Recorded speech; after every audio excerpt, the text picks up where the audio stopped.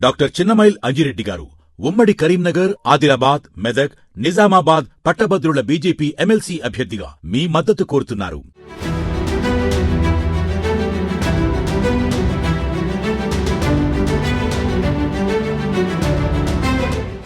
ఢిల్లీలో Aam Aadmi party hat trick కళ నెరవేరలేదు.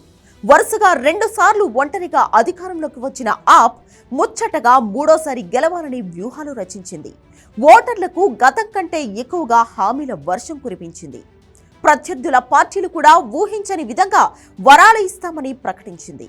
ఇంత చేసినా ఆప్ సర్కార్ను హస్తిన ప్రజలు నమ్మలేదు. ఒక్క ఛాన్స్ అన్న కమలం పార్టీకి ఓటేశారు. ఆప్ చేసిన తప్పులేంటి? అవినీతి వ్యతిరేక పునాదులపై పుట్టింది ఆమ్ ఆద్మీ పార్టీ. అవినీతి నిర్మూలనే ప్రచారాంశంగా దూసుకొచ్చింది. ఎన్నికల్లోనూ ఘన విజయం సాధించింది. 2020లో 62 అసెంబ్లీ సీట్లు సాధించింది. విద్య, వైద్యం, సంక్షేమంతో ప్రజలకు బాగా చేరువైంది. ఇప్పుడు అవినీతి ఆరోపణల ఊబిలో కూరుకుపోయింది. దీంతో ఆ పార్టీ ప్రతిష్ట మరింత మసకబారింది. అప్పటి CM Kejriwal, deputy CM Manish Sisodia లాంటి అగ్రనేతలు జైలుకు వెళ్లారు. ఇది ఆ పార్టీకి ప్రతికూలంగా మారింది. ముఖ్యమంత్రి అధికారిక నివాసం నిర్మాణంలో అవినీతి, అలాగే లిక్కర్ స్కామ్ అభియోగాలు ఆమ్ ఆద్మీ పార్టీని దెబ్బకొట్టాయి.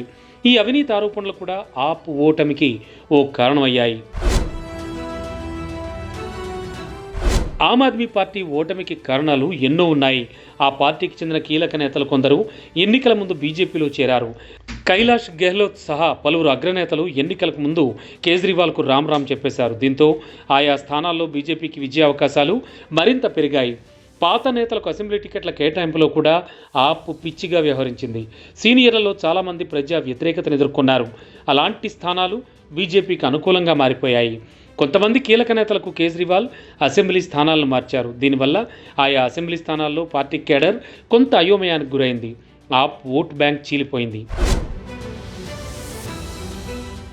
లిక్కర్ కేసులో అరవింద్ కేజ్రీవాల్ జైలుకు వెళ్లిన తర్వాత ఆప్కు నాయకత్వ సమస్య వచ్చిపడింది. కొన్ని రోజుల పాటు జైలు నుంచి పాలన సాగించిన కేజ్రీవాల్ ఆ తరువాత అతీషిని ముఖ్యమంత్రి కుర్చీలో కూర్చోబెట్టారు. దీనికి తోడు బీజేపీకి కౌంటర్లు ఇవ్వడంలో ఆప్ నేతలు విఫలమయ్యారు. అదే సమయంలో కేంద్రంతో సఖ్యతగా మెలగకపోవడం ఆప్ కొంప ముంచింది. ఢిల్లీ అభివృద్ధి అంశాన్ని పక్కన పెట్టేసి బీజేపీపైనే విమర్శలు చేయడం తీవ్రంగా దెబ్బకొట్టింది. ఆప్ ప్రభుత్వం విద్య, వైద్యంపై అనేక సంస్కరణలు తీసుకొచ్చింది. కార్పొరేట్ స్థాయిలో స్కూళ్లను అభివృద్ధి చేసింది. వైద్యాన్ని పేదలకు దగ్గర చేసింది. అయినప్పటికీ ఢిల్లీ విద్యా విధానం, మొహల్లా క్లినిక్లపై విపక్షాలు తీవ్ర విమర్శలు చేశాయి. కేవలం పాస్ అవుతారన్న గ్యారంటీ ఉన్నవారిని మాత్రమే పై తరగతులకు పంపిస్తున్నారని ప్రధాని మోడీనే టార్గెట్ చేశారు. ఆప్ చేపట్టిన సంక్షేమ పథకాలపై బీజేపీ విమర్శల దాడి చేసింది. ఇవి ఈ ఎన్నికల్లో బాగా పనిచేశాయి. ఢిల్లీలో చాలామంది ఓటర్లు కలుషిత నీరు, దారుణమైన రోడ్ల పట్ల అసంతృప్తితో రగిలిపోతున్నారు.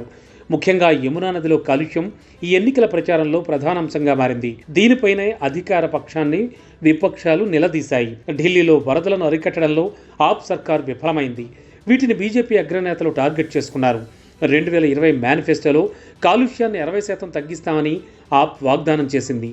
ఈ హామీని అమలు చేయడంలో ఆప్ విఫలమైందనే ఆరోపణలున్నాయి. అది కూడా ఆప్ను దెబ్బకొట్టిందనే వాదనలు వినిపిస్తున్నాయి. దేశ రాజధానిలో 20 లక్షల ఉద్యోగాలను కల్పిస్తామని గతంలో ఆమ్ ఆద్మీ పార్టీ హామీ ఇచ్చింది. తమకు ఉద్యోగాలు కల్పించడంలో ఆప్ సర్కార్ విఫలమైందని యువత ఆగ్రహంతో రగిలిపోతున్నారు.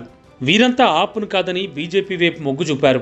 పూర్వాంచల్ ఓటర్లను ఆకట్టుకోవడంలో, మహిళలను తమ వైపు తిప్పుకోవడంలో ఆప్ విఫలమైంది.